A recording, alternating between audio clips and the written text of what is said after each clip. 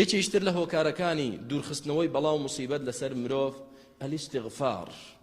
وما كان الله ليعذبهم وأنت فيهم وما كان الله معذبهم وهم يستغفرون.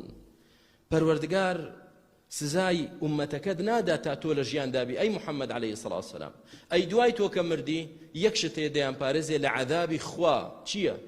وهم يستغفرون، ئەگەر داوای لێخۆشبوون لە پەروەردگار بکە. ئێمە هەمومان مرۆڤین، تووشی هەڵە و تاوان دەبین. چ شتێکە وا دەکا عذابی خوادا نەبەزێتە سەرت کە تۆ تاوانت کرد؟ وهم يستغفرون، داوای لێخۆشبوون لە خوا بکە براکە.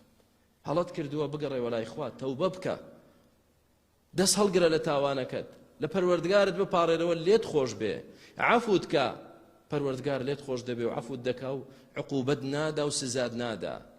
کەواتە ئیستیغفار زۆر گرنگە، شەو ڕۆژ لەسەر دەممان بێ، بەردەوام داوای لێبوردن لە خوای پەروەردگار بکەین.